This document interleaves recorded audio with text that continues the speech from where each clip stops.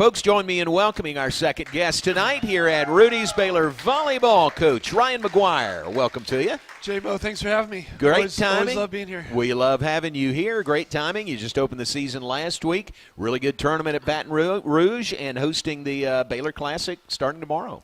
Yeah, great opening week for us. We were 2-1 and came down to 1 point, lost one set on instant replay and 15-13 in fifth to beat a top 10 team. So, and we're young. I know we'll be so much better at the end of the season than where we are, but I love where we're starting right now. You lost a set by instant replay?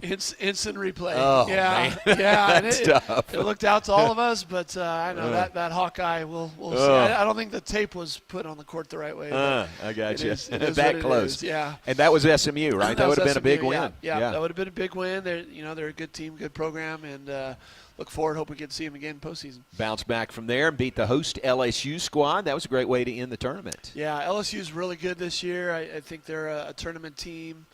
And great, powerful hitters. But, man, it was such a collaborative effort. You've got great right side, great outsides, middles. I don't think anyone, shines statistically, but at the end of the day, we played really clean and really well. With so many young players, how did you feel like y'all came together? I mean, it seems like the results are really good. How did you feel about it? Yeah, results were really good. I think the opening match, South Alabama, was a little rocky at times, with some rhythm, and we got a lot of freshmen out there.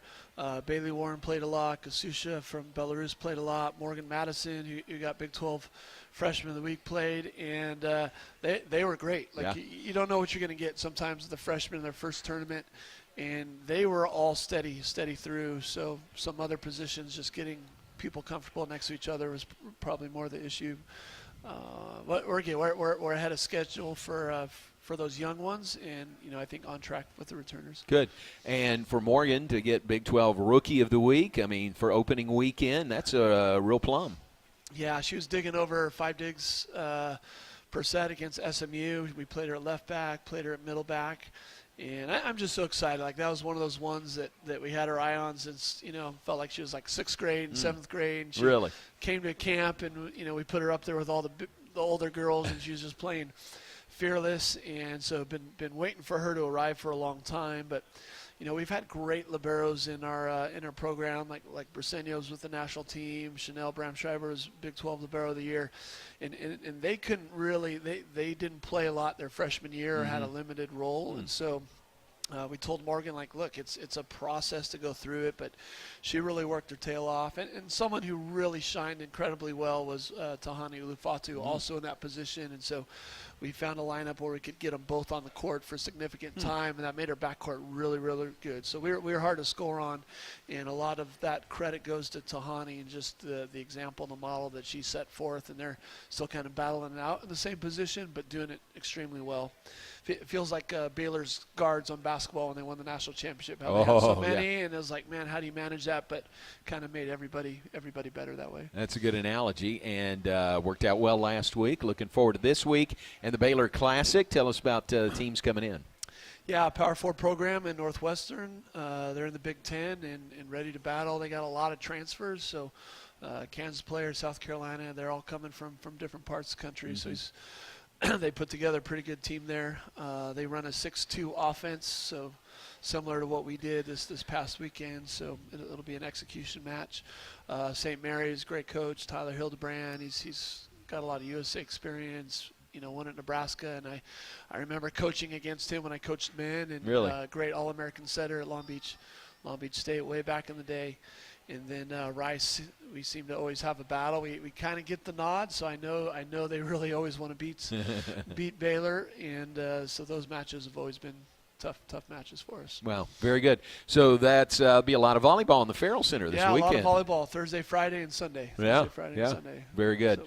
So the Farrell Center, your home of acrobatics and tumbling also, is that what are the benefits that you've seen with expanded office space, practice space? What are some of the main benefits there? The big benefit is it looks like a volleyball court out there. Yeah. We're not taping lines. We have volleyball specific flooring, TerraFlex, so it saves the wear and tear on the girls. And again, we're really relentless on defense, but you can imagine as often as they're diving and jumping, there's Yeah. a lot of difference between something smooth that's going to absorb and, hitting heads and elbows and knees Right. on some hardwood. So I think they love it because they can come to battle the next day and not feel so beat up and bruised up. So that benefits there. And then just the freedom to train where girls can come in on their off times, and now we have the space to work on certain things, whether it's the practice gym or bigger availability on the main floor. Is TerraFlex still the way to go? I mean, that's the top. Yeah, and it's required for postseason. So if you're going to host, like you got to have it. So it's the floor. It's volleyball specific floor for our sport, and so we've been able to train on it, play on it, and looks really sharp in the Farrell Center. Very good. I don't know if you've seen it or not, but we did a Sikkim podcast recently with Harley Kreck. And she was terrific. She was great. And then we did one with Kendall Murphy. I don't think that's out yet, but it's coming. But they were just great. I mean, they're such good representatives of your program, and they were so fun to talk to and get to know. Yeah, as coaches, we're only as good as athletes we get to have. And I think in Murphy and Harley, you got two phenomenal ones right there. I have my own daughter who's in college, and, Harley is one of those ones that loves her teammates so well. Like if I had to pick a player on the team where hey, I that exemplifies the values that are most important to me in loving the Lord and serving others, like Harley's towards the top of that list. And she does that just so naturally. She's got some incredible spiritual gifts there within that. And she's funny. She's a hoot. She's hilarious. She makes us all laugh. and then Murphy probably reminds me more of what I was like. She's coaching the men's club team, good strategy, high volleyball IQ, that finds the way to win every drill within practice and the little nuances in it right there. So really love her voice out there in, pointing us towards the strategic side of volleyball. Yeah, very good. They were great to visit with and get to know. Recommend the Sikkim podcast if you haven't seen that. Tune that in. All right, let's take a break. Back with more in a moment. Ryan McGuyre, Baylor volleyball coach. The Baylor Classic coming up this weekend. We'll look ahead at the schedule following that and more when we come back on the Baylor Coaches Show, presented by Central National Bank. We are live at Rudy's, continuing with Coach Ryan McGuyre, Baylor volleyball coach. Talked about your schedule this weekend, the Baylor Classic, a lot of volleyball in the Farrell Center. And beyond that, you've still got some really high-profile non-conference matches. Yeah, we're at Florida after that. Top-ranked team. We've been out there before, had a couple good wins last time we've gone out there. Coaching change there with a great coach, and Ryan used to be at Marquette, and they'll do a return. So I'm looking forward to that match, but already looking forward to 2026 to get Florida back out here with the key one. We'll open up conference, so we'll be the first conference match for all of the Big 12 because we'll stay out there and play UCF. Also a new coach, and he's doing great things out there. That'll save us a trip to not have to go back to Florida, so that worked out well. And then we come back with an easy one against Texas. So go do that. That we'll be on the road at Texas as well. So, getting some top 15 ranked opponents. Texas is all the way up to number 2, I think, right now, doing pretty good. And that'll get us ready for conference. Nice. So UCF, your conference opener, is not that far away. No, it's right around the corner. We got 3 matches to get through this weekend, work on things this weekend. It'll be a quick turnaround, like Florida's no joke, so we'll spend that whole week getting ready for both of those matches. But that's a Sunday match and a day off Monday. We play Tuesday and come back. So, wow.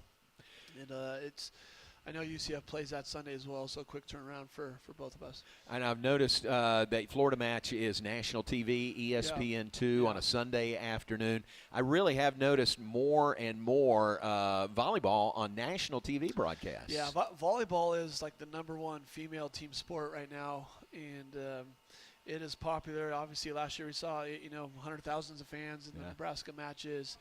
We've had record-breaking numbers in the Final Four and the championships in both attendance and TV viewership. And we got 3 pro leagues that are doing really, really well in the United States here. So it is a great team sport that's fast-paced with amazing women with athletic skills that are fun to watch. That's great. What does the league look like this year, the overall strength of the Big 12? Phenomenal. Big Yeah. 12's really good this year. I think we got 6 teams ranked in the top 25. We're all jockeying for position, and it's not a home and away schedule. You play everybody once and a couple others twice. So every match will be really important because you only get to see some of these teams one time, and so you got to make your case in those matches there. But Arizona State's just had good wins. TCU's always a fun rivalry with some good wins. Kansas doing well. K-State still does well. I'll go through all of them, and right? Go all the way down the list. And Arizona State won the league last year, is that right? Yeah. Their first year in the Big 12, they won the conference. First year in the Big 12, great team, fast. We were their only loss, so we only played them once. We were able to get it home, but they only lost once. That was to Baylor last year. Nice, very good, very good. So looking at your conference schedule, UCF September 16th. And then beyond that, Texas in Austin, and then it's all conference the rest of the way after that. Yep. Seems like it's coming fast. Is this normal, or is this just the expanded Big 12? It's you normally get 4 weeks of preseason. Okay. So we just had week 1. We're going to be week 2. Yeah. Week 3, Half. Florida, and we're kind of Right. getting UCF early, and then the week 4 we're picking up Texas. I got you. Yeah. That makes sense. All right, very good. Again, the Farrell Center, the home for Baylor volleyball, and a great spot there. And I know the crowds. We continue to get pretty good crowds, don't we? There's always room for more, but we get good crowds. Yeah, if it's 10,000, so we gotta get there at some point. Fill it up. We've had close to 8 at some. It's just fun, and I raced here from meeting with the band. Who they just sound so awesome at Baylor. I just love there, and they're training hard out in the sun and trying to be sharp. And coaches talking about like hey, this is warfare here. Like we gotta we can't just fall over and be flat. And I'm like, man, I wish my girls were here watching this because it's. For us in our sport, there's a lot of science and stats that we go through, but when we're playing our best volleyball, it's about making music. And so, like when you come to volleyball, when you guys come to the Farrell Center, you're going to see some beautiful things. You're going to see some intense things. You're going to see some battles. And that's what stirs our heart. That's who we are. We want to see people that overcome. We want to see people that achieve great things through sacrifice and perseverance, and we want to do it with people that we love. And so in the Farrell Center, when we have fans, like when the Baylor family is there, it impacts the match. And love having it when it's loud and rocking. You did you slip in a subtle music reference there when you said you can't be flat? Yeah, no, it's I know nothing about music, but I did do a bedtime story with Battle of the Brazos band. Oh, you did? Yeah, so each of our girls was a different band member, but good. We'll talk about that later. Oh, good. No, I want to come back to that. Okay. But were you recruiting the band to come and be at a volleyball match? We were. They were pumping me up. I was pumping them up to get there. And, people don't realize they volunteer. They come on their own time when that, so it's not obligated to do it. And I know when they come, they're loud. They're a ruckus. It just adds to the atmosphere on it. So. I know statistically, hey, when our band's there, our opponents don't serve as well. And so that makes it easier. And, that's good. And I feel the band alone is worth 1 or 2 points. And when we push that attendance up into the 3,000, 4,000, 5,000, I feel that's given us a few more points per set. We need to get them there for sure. Last year, the band came to a match with acrobatics and tumbling. I think it was the Oregon match. And Fee was just raving about what a difference it made. So. It's college sports, and it just gives you that collegiate feel for sure. Yeah. Okay. I don't know if we have a lot of time to go detailed into this, but your bedtime stories are becoming legendary. Well, I don't know if they're legendary because of how they are, but it's just my way to get some lessons across to the team where we can kind of settle in at the night before. Be on the same page. So, our most recent one was kind of about weathering the storm. And so we were a bunch of pirates. Each girl got a pirate name. And what are the anchors that are going to stabilize us when the storm comes? And can't abandon the ship and sail through it. But we have fun with the graphics. We did another one with the band, and kind of as a competition where everybody's trying to win their own thing. But we come together, make some synergy. It's a new type of music. And there's the ebb and flow and the tension and time for rest that makes it magical in there. There's some Dr. Seuss ones in there that just talk about serving and stuff in there. So different ways for them to, hey, we're weathering the storm. Here's the anchor we're working on. It's a rest refuel time. It's going to be a reality time. Like there's got to be a change. We're going to be tossed in the wind if we don't have a real change of what's happening here. So really good.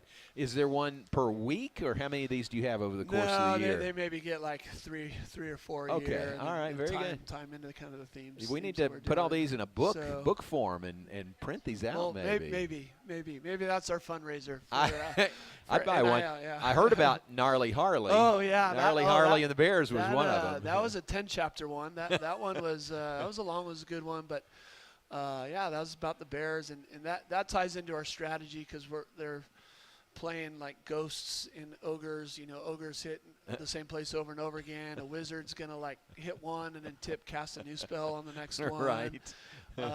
Jack and Jill's in there, like a Jack's setting the distance, Jill sets the easy one. So it's just different ways that we can teach the game where now that I say, hey, she's an ogre, I don't say it too loud. Right. Offended, but they know, okay, strategy wise, like I'm sticking to the plan. Hey, she's a wizard.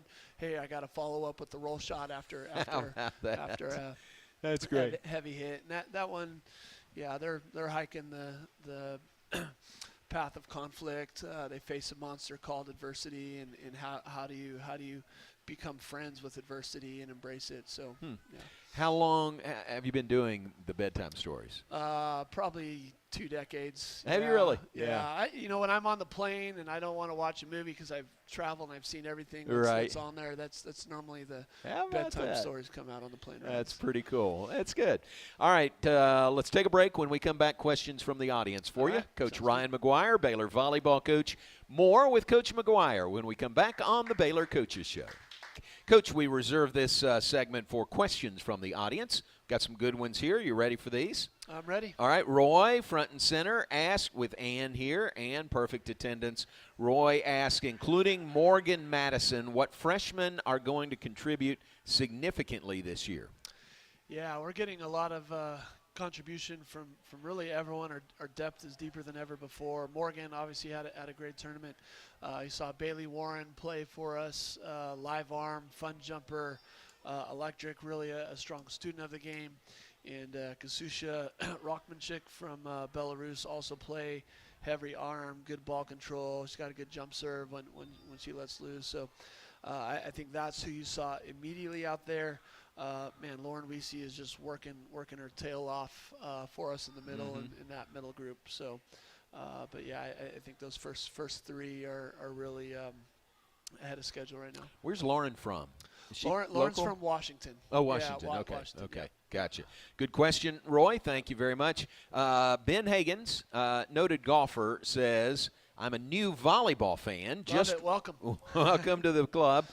Just watched Nebraska and TCU on TV. There's one of those nationally televised matches. When do we play them? Yeah, TCU will be our opening conference match at home. So 27th. It's a Saturday in there. So September 27th. Feels like right around the corner. That'll be a great one to come. Always a battle. Like that match will have an impact on who wins the Big 12. I think we're both in a position to fight for it. They had some good wins this past weekend. It was a great week for the Big 12 opening weekend.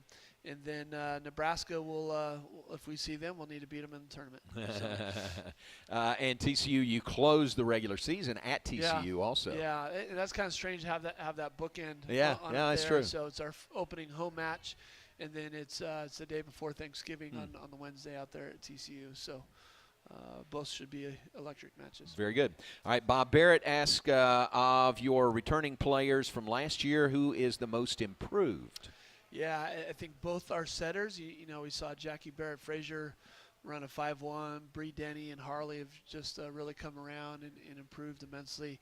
And then this past weekend, our opposites, Grace Carroll, last year freshman, always get excited. The sophomore year seems to be a breakthrough year for everybody because they kind of know what they're getting into.